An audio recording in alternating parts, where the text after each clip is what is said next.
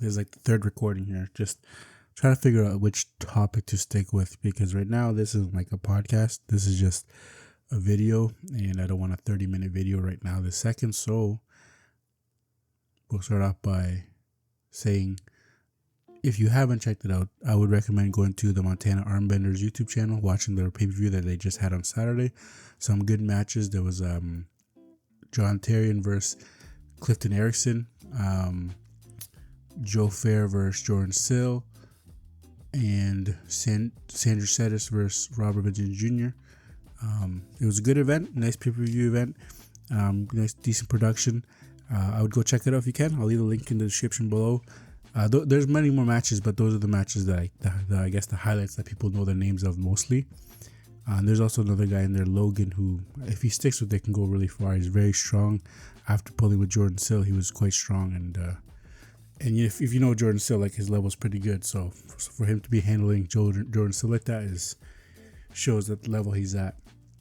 But the one we want to focus on today, Artyom Morozov versus Vitaly Laletin. I feel like a lot of people are looking at this match like it's not that interesting, because everybody's like, oh, Vitaly's just going to roll over Morozov. But you know what I was thinking, actually? Because I kind of was thinking similar in the way that, like, it's a match that has to happen, but at the same time, it doesn't seem like it'd be very interesting because everybody feels like they already know the outcome. But what if Morozov, because the thing is, we've seen Morozov pulling a lot of hook pullers. What if with Morozov, he's actually, because you see his videos and stuff, he's doing some crazy weights and he's lifting with like he's working on his wrist. What if his hand is actually strong and Vitaly can't just take his hand and pin him? If there's any stop in the match, like, the thing is, actually, it's not so simple that if there's a stop, because Vitaly, if you've seen Vitaly, he did like a 20-minute match with this guy who was a presser, and they were just stuck there for like 20 minutes. That was a long match. So Vitaly does have endurance too, and if it became to just pure endurance, I think Vitaly would also take it. So Vitaly has the advantage of off the go, just being too much with his hand and just top rolling Morozov, and just that's it, 3 times in a row like he did on the right, and it's over. And if it's an endurance battle, then also Vitaly, I think, has the advantage. However, if Morozov puts a stop in the way that Vitaly's hand also gets compromised, at that point it's a different story. If Morozov does that a couple rounds, he still loses, but he's slowly getting Vitaly's hand to get tired, and then actually gets more Vitaly into hook, that's a different story. Although Vitaly looks like he's so strong lately, like if you see him practicing and training with like Schoolboy, what was the other guy's name? Ivan Mashenko. You see Vitaly's side pressure strength is getting a lot better, but in a hook, Morozov, I think, would take it. So I was just thinking that, what if there is a surprise like that happening? The match can become from this match that people are like, yeah, it's a match that has to happen, we have to see it, but they're not super excited about it, to being like, it's an incredible match. And if this is the final match in the card, it's not going to be Devin versus Gennady, it's going to be Vitaly versus Morozov, because it's a title match. So technically, that should be the match that, people are like, wow, it's talking about, but it's more like, so many people's opinion are very like, whatever.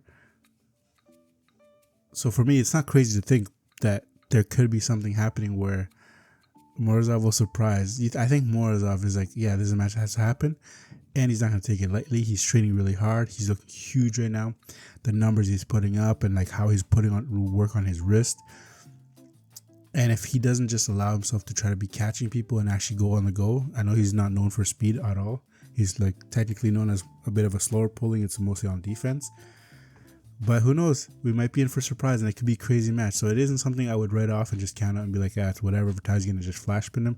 With arm wrestling, time again we have seen where you can't just assume that's going to happen. It can always change. And sometimes the matches they think are being incredible and very unexciting. Like back when everybody was so excited for Paul Lynn versus Lachlan Adair, and it was just 3 pins. It's like, oh, okay.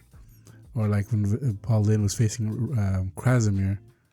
Krasimir facing Lachlan was an amazing match, and then Krasimir facing Paul Lynn was kind of unexciting, because Paul Lynn would get stuck in the situation, stuck trying to pin him, couldn't move him, couldn't adjust and do anything else, and just the 3 or 4 rounds of the same thing over and over, and it wasn't very exciting because you knew Krasimir just had it. So it's one of those situations that we can't just count out. And I think it could be an interesting match. And I think people are going to be in for a surprise.